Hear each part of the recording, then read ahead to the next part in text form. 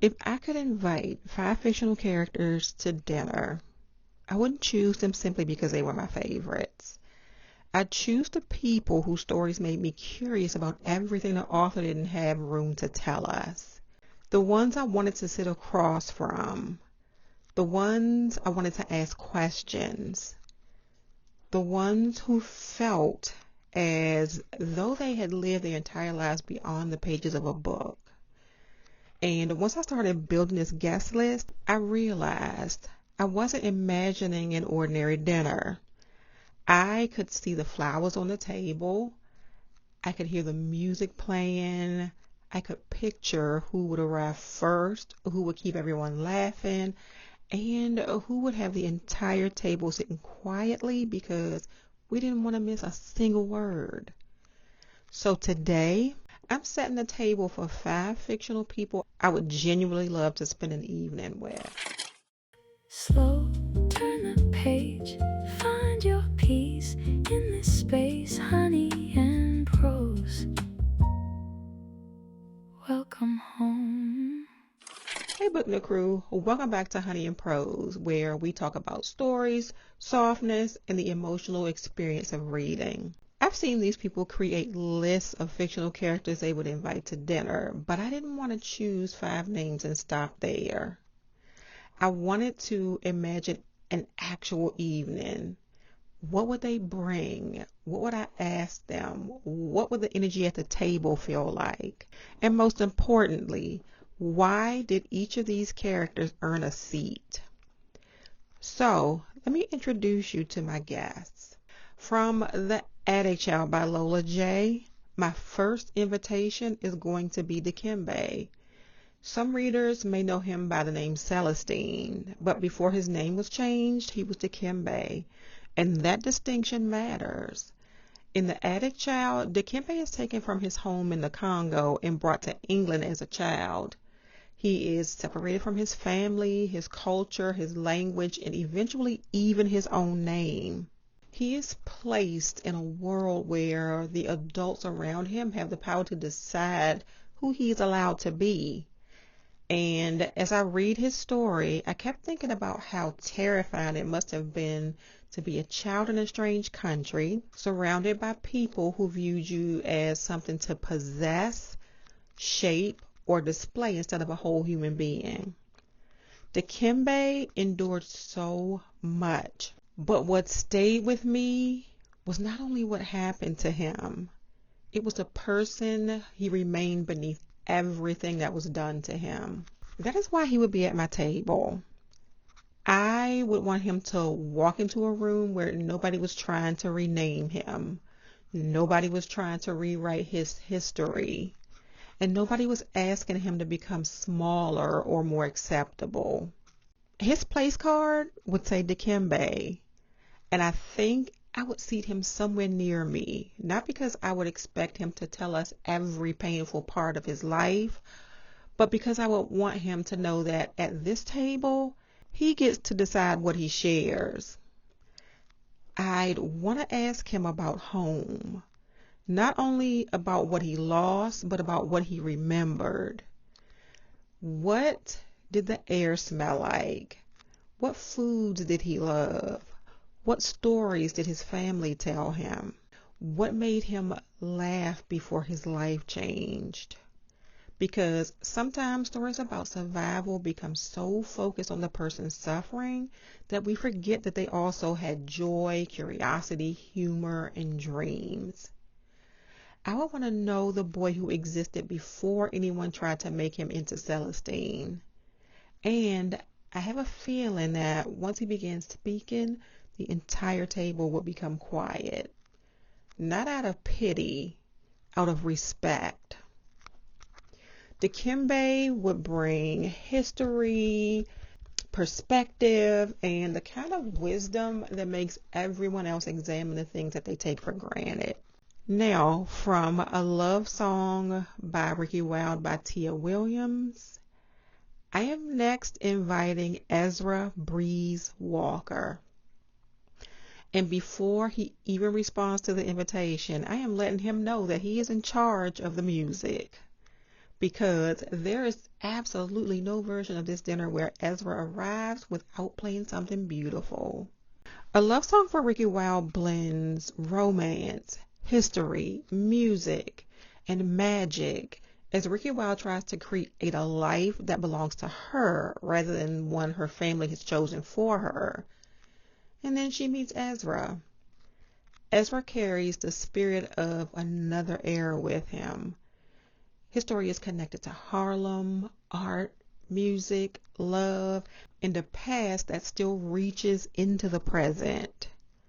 He is romantic, he's mysterious, talented, and touched by a history much larger than himself. But what would fascinate me the most at dinner is not simply the romance. It would be the life he witnessed.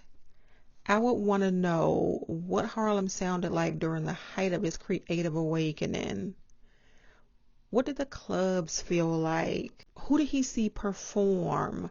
Which artists did people overlook before the rest of the world finally recognized their brilliance? I would ask him what it felt like to create music at a time when Black artists were building entire cultural movements while still being denied recognition, safety, and freedom. And I'd want to know what music meant to him personally. Was it escape? Was it memory? Was it prayer? Was it a way of holding on to the people that he loved? I can imagine dinner beginning with conversation, but as the evening settles, Ezra moves over to the piano or picks up whatever instrument is waiting for him and starts playing. Nothing loud, nothing that competes with the room, just something warm enough to sit underneath the conversation. The kind of music that makes people slow down over dessert because nobody is ready for the evening to end. And I think Dikembe would understand that music immediately. They come from very different stories, but both of them know what it means to carry a past that other people may not fully understand. I could see them having one of the most meaningful conversations at the table. Ezra would bring the music, but I think he would also bring memory. From This Poison Heart by Kalynn Bayron, there is Briseis. And I already know she is not coming in there empty-handed. Briseis is bringing the floral arrangement. And not flowers she grabbed on the way over. Not something generic that came already wrapped in plastic. She is creating the arrangement herself. In This Poison Heart, Briseis has always had a deep interest in plants. Even before she fully understands her ability to influence and grow them, she studied them. She knows their names. She understands their properties. She is drawn to them because that curiosity is already a part of who she is. That is one of the things I appreciate most about her. Her powers did not create her passion for plants. They amplified something that had already lived inside of her. When she inherits an old estate filled with unusual and dangerous plants, she begins uncovering family secrets and learning more about the gifts and responsibilities that she inherited. But even with all of the magic surrounding her, she never felt like a character who was powerful simply because the story needed her to be. She was observant. She was curious. She wanted to understand. And those are qualities that I love in a character. So when Briseis arrives at my dinner, she is carrying an arrangement unlike anything any of us has ever seen. I imagine deep greens, unusual flowers, twisting vines, and plants that seem to lean toward her as she walks. But I also think every piece in the arrangement will have a purpose. She would not select the flowers only because they were beautiful. One might represent remembrance, another might represent protection, another might represent new beginnings. And I would absolutely ask her to explain why she chose each one. Actually, I think she would choose something specifically for every person at that table. something for Dikembe that honors identity and memory, something for Ezra that represents music or enduring love, something for my next person, Capri, that carries strength, something for my last person, Nina, that symbolizes confidence and joy. And then, after dinner, I am taking Briseis on a tour of my plants in my house. I need to know which ones are thriving, which ones are struggling, which ones have been quietly holding a grudge against me. I would also want to talk to her about the difference between loving something and having power over it. Because she does not simply control plants, she respects them. And I think that would lead to a much bigger conversation about nature, inheritance, and what happens when a gift also becomes a responsibility. Briseis would bring beauty to the table, but she would also bring wonder. From the Delgato series by Jahquel J. Now, every dinner party needs someone who is going to keep the conversation from becoming too quiet and serious. That person is Capri. The Delgato series follows a powerful, complicated family whose lives are shaped by love, loyalty, danger, secrets, and the kind of relationships that are never simple. This is the same fictional world that gave me Capone and Capadonna, two characters I still catch myself wondering about as though they are real people that I haven't checked in on lately. But for this dinner, I'm inviting Capri. Capri has the kind of presence that changes the entire energy when she enters the room. She would not need anyone to make her comfortable. She would arrive ready to talk, ready to observe everybody, ready to decide within the first 10 minutes who she likes and who she needs to keep an eye on. And I love that. I think Capri would ask the questions everybody else was too polite to ask. She would want the full story. She would hear someone give a careful, diplomatic answer and immediately say, no, what really happened? And depending on how that conversation was going, that could be either dangerous or exactly what the table needed. I would want to talk to her about family loyalty. Where does loyalty end and self-preservation begin? How do you love people who sometimes make choices you cannot defend? How do you remain yourself when your identity is so closely connected to a powerful family? Because so many characters in family sagas are defined by the people around them. I'd want to know what Capri wanted entirely for herself, not what was expected of her, not what the family needed. What did she dream about when nobody else was around? I also think that she and Nina would become friends before the appetizers were finished. They both have strong personalities, but in different ways. Nina would probably make Capri laugh.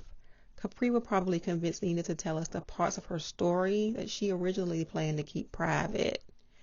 And together, they would keep the dinner lively enough that even the quieter guests never felt as though the evening had become too heavy. Capri would bring boldness, honesty, just enough chaos to make the night memorable. From Plus Size Player by Danielle Allen, my final guest is Nina. Nina is confident, magnetic, and fully aware that she does not need to shrink herself to make other people comfortable. And I think she will walk into this dinner looking incredible, no hesitation, no wondering whether she belonged in the room. She would know the room was better because she had arrived. Plus Size Player gives us a heroine navigating romance, attraction, expectations, and her own decisions about what she wants. What I enjoyed about Nina was that her size was not treated as though it erased her desirability, her humor, her choices, or her complexity. She was not sitting around waiting to be convinced that she was worthy of love. She had a life. She had options. She made decisions, sometimes complicated ones. And she got to be a full character rather than a lesson in self-esteem. That is exactly why I would want her at my table. I would ask her how she learned to move through the world with that level of confidence. Was it always natural to her? Was it something she had to protect? Were there moments when people tried to make her doubt herself? And how did she decide whose opinions mattered? I think that conversation would be especially meaningful because confidence is often presented as something loud and performative. But real confidence can also be the quiet decision not to negotiate your worth. Nina understands that. She would also be the guest making sure everybody else actually ate. While the rest of us are talking about history, family, magic, and identity, Nina would be saying, are y'all going to pass those potatoes or just keep staring at them? She would make everyone laugh. She would compliment Briseis' flowers. She would insist Ezra play something with a little more rhythm before the evening ended. And she would probably leave with Capri's phone number and plans the rest of us were not invited to. Nina would bring confidence, humor, and warmth. The more that I picture this dinner, the more I realize that the most interesting part would not be my individual conversations with each guest. It would be watching them talk to one another. I think Dikembe and Ezra will understand each other in a quiet way. Both of their stories are shaped by history, memory, and forces larger than themselves. They might begin talking about music and home, but eventually the conversation will become about identity, about what remains yours, even when circumstances try to take everything else away. Briseis would listen carefully. She seems like someone who notices more than she says. And then she would add something simple that completely changes the way everyone sees the conversation. Capri would keep things honest. If anybody began avoiding a question, she would bring them right back to it. Nina would keep the room warm. She would know when the conversation needed laughter and when someone needed encouragement instead of another question. And Ezra's music would move underneath all of it. At some point, I think we would stop feeling like people from 6 different worlds and simply become a table full of people sharing stories. Stories about what was taken from us, about what we inherited, about the people we loved. Stories about the lives that we chose for ourselves. And honestly, I don't even know what I would serve. I became so focused on the guest list that I forgot to plan the menu. But I know there will be something warm, comforting, and meant to be shared. The kind of meal where serving dishes stay in the middle of the table and everybody just reaches for what they want. No formal courses, no tiny portions arranged like artwork. This is a real dinner. People are going back for seconds. Somebody is wrapping up a plate to take home. And we are absolutely having dessert. When I first chose these characters, I thought I was simply picking people I found interesting. But looking at them together, I think I was choosing qualities that I value.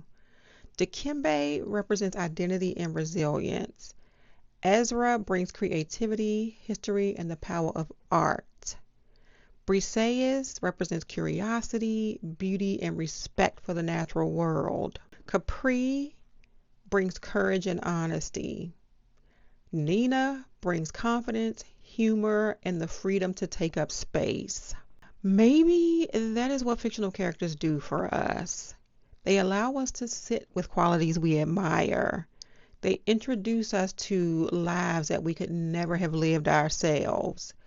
They make us question our assumptions, and sometimes they help us recognize parts of ourselves we had not named yet.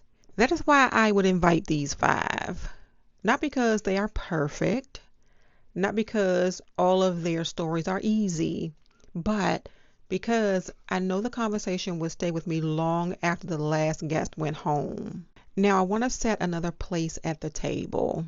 Who is the one fictional character you would invite to dinner, and what is the very first question that you would ask them? Tell me in the comments, and don't just give me the name. I want to know why they earned the seat. And if you enjoyed this video, please like it, share it with a reader you would want sitting beside you at this dinner, and subscribe to Honey and Prose for more conversations about the stories and characters that stay with us. Drink something warm, pick up something good, and I will see you in the next chapter.